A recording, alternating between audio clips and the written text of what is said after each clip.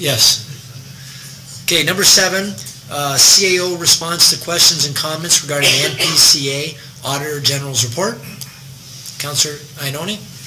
Thank you, Mr. Mayor, and thank you for the report. I appreciate it. There were a couple questions that I had sent in.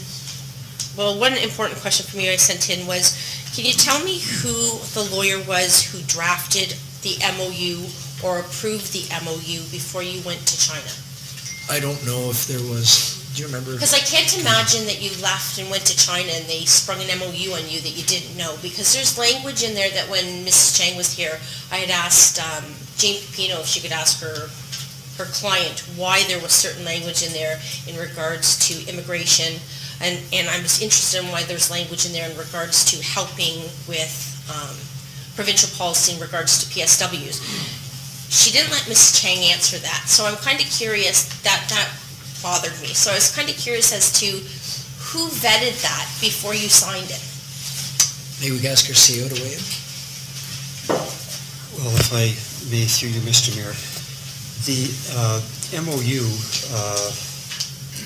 was partly vetted through us, but the MOU did not include language with respect to PSWs. I don't know what you're referring to. No, what it talks about is it's going to look for provincial policy that will be amenable to the application. And the policy that the document was referring to were policies related to investment opportunities.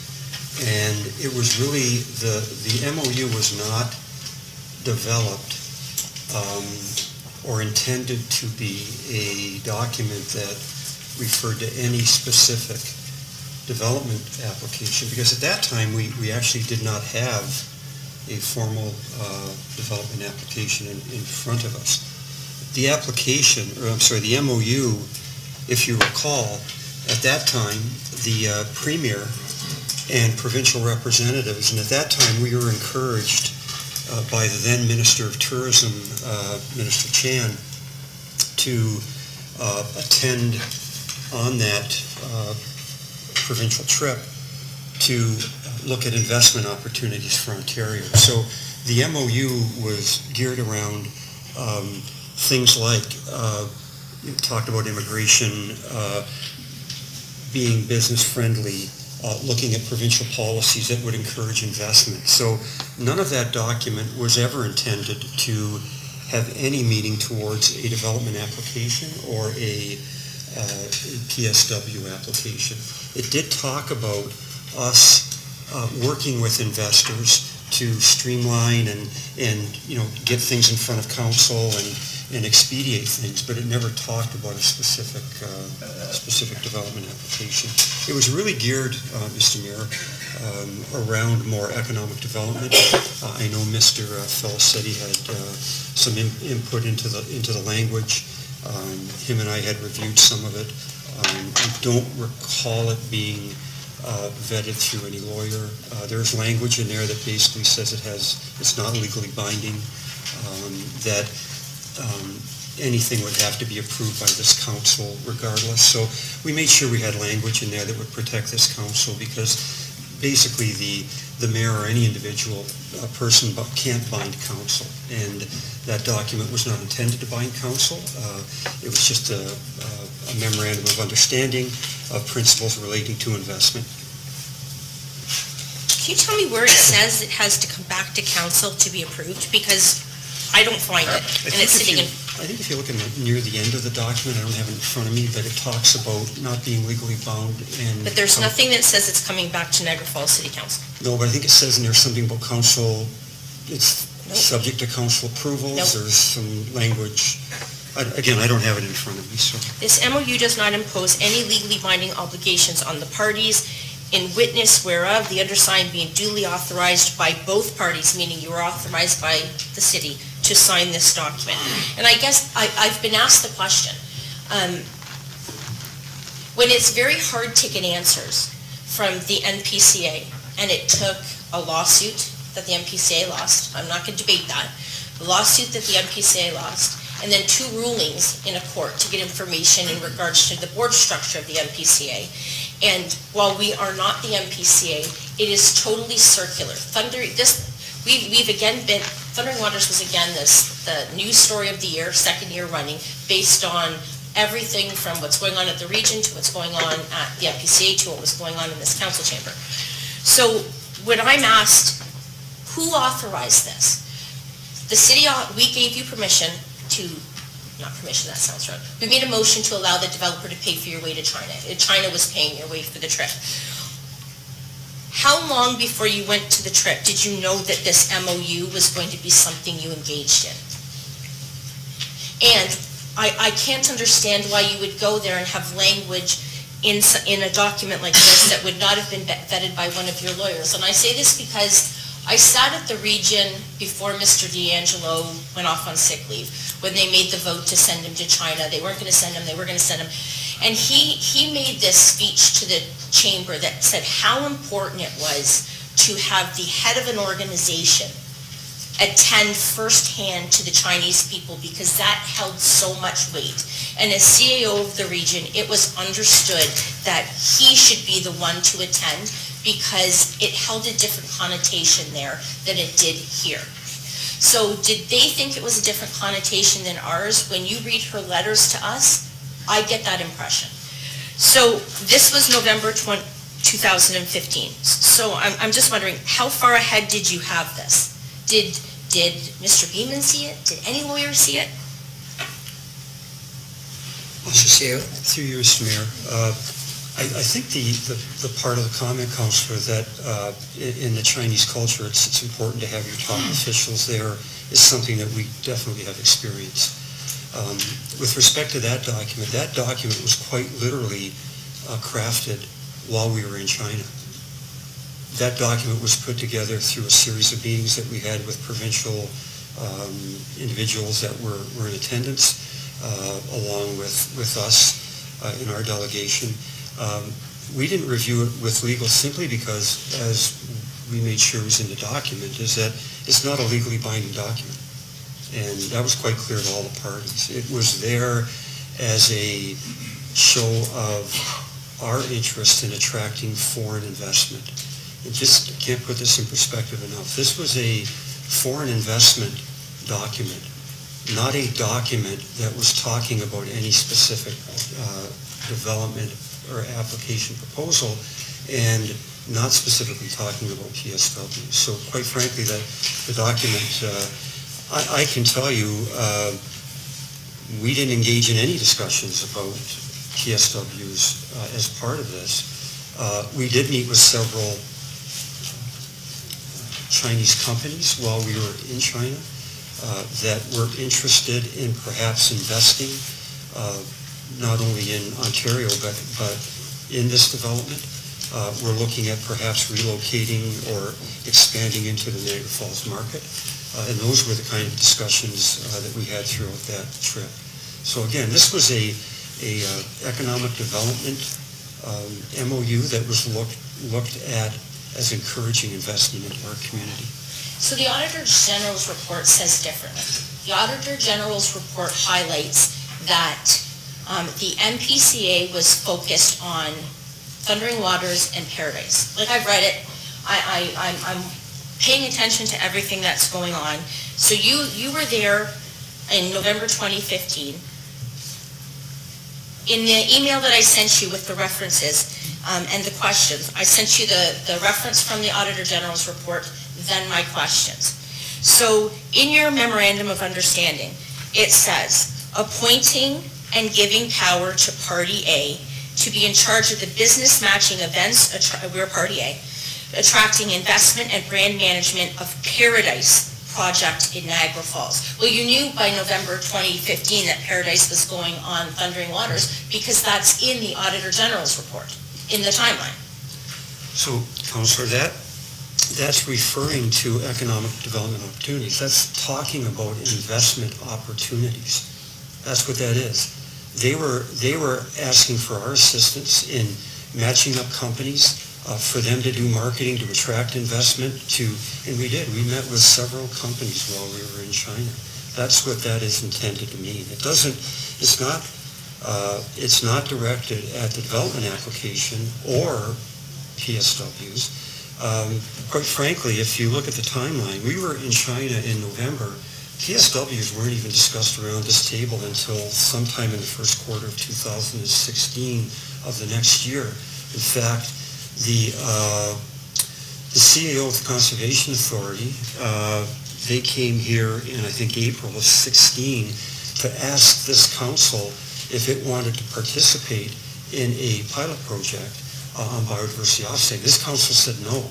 So when we were in China, those PSW and biodiversity offsetting projects were not even on the radar, and that's what the timeline shows. So until April, it wasn't on the radar?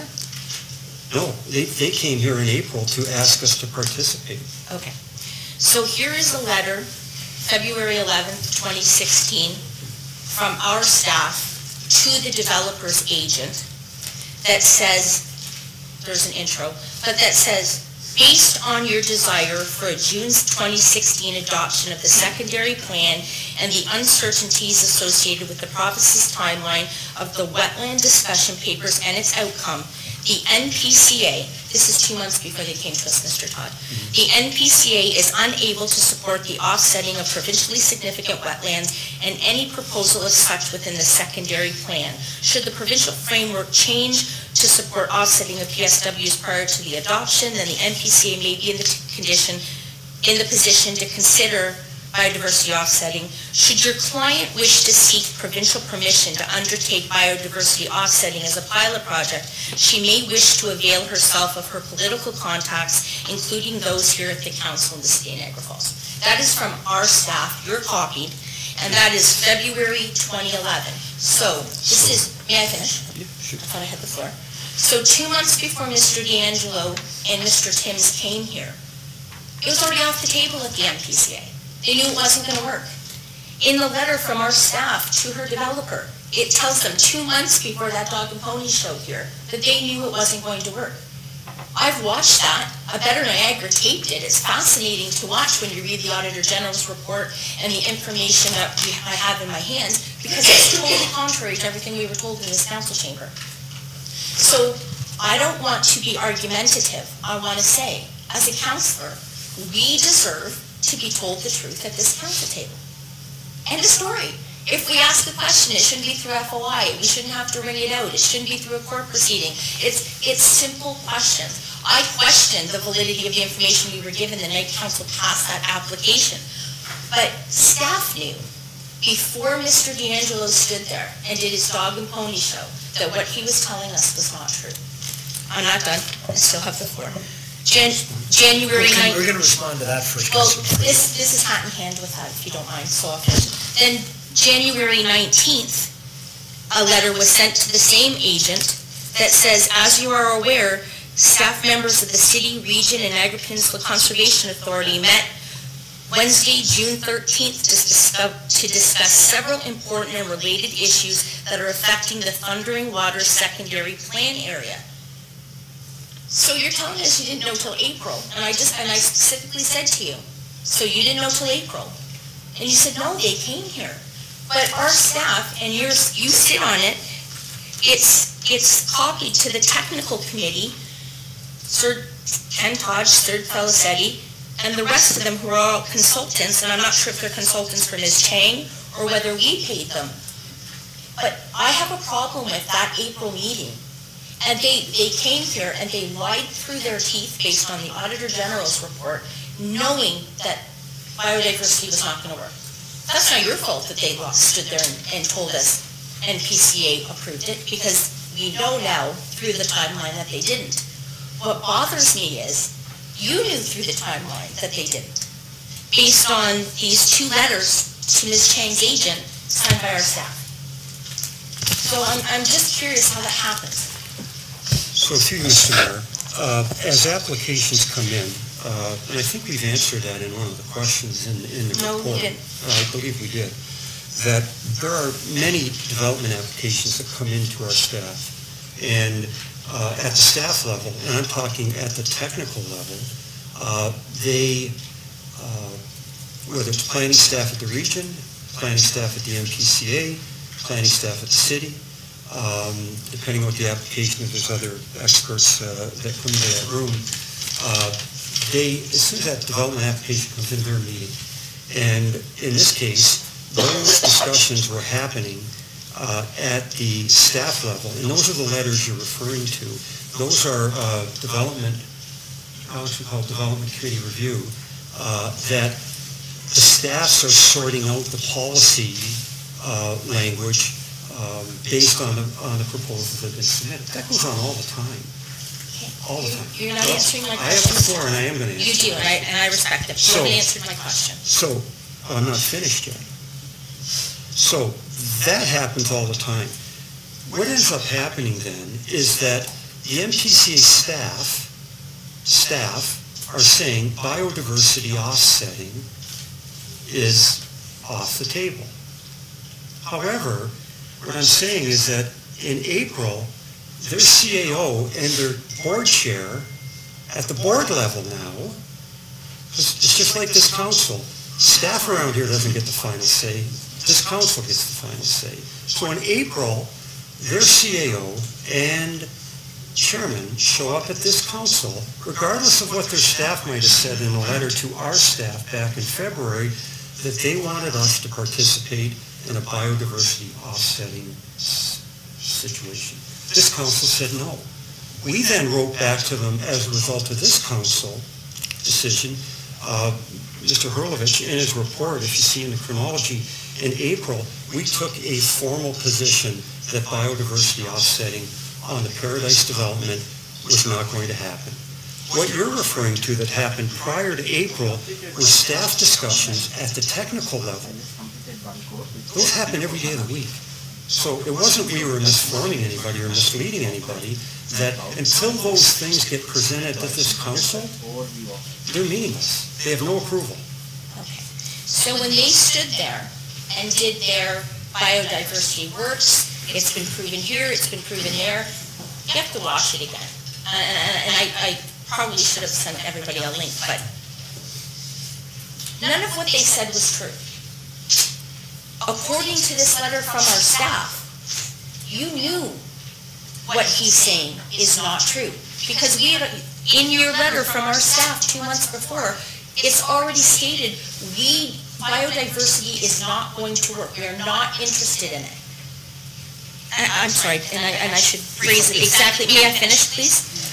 The NPCA is unable to support the offsetting of provincially significant wetlands. That's not what Mr. Timms or Mr. D'Angelo said there. And I asked them very specific questions. And their answers were totally contrary to the letter from our staff copied to you. And my point on this is, if you know they're not telling the truth, you should stand up and say, you know, just so that council knows, staff sent a letter to their agent, letting them know that the NPCA is unable to support the biodiversity offsetting, rather than listening to them tell us that they do support it, and they're asking us to support something that they have already decided they're not supporting. This follows the same timeline in the Auditor General's report. Now, I'm not the only person to question this. Today, the investigation into Mr. D'Angelo's hiring by the Ombudsman has now moved into the NPCA also. At the end, it's coming back here. So there's a lot of unanswered questions. I'm showing you the timeline of communication from our staff. And through that, in subsequent newspaper articles, you're quoted, the mayor is quoted as saying, the city is not pushing biodiversity. The NPCA was pushing the biodiversity. Helen Chang was pushing the biodiversity. This letter from our staff says, as you know, we are attempting to obtain provincial approval for the utilization of biodiversity offsetting with respect to the provincially significant wetlands in the plan area, Thundering Waters. So to say that you didn't know before April is wrong.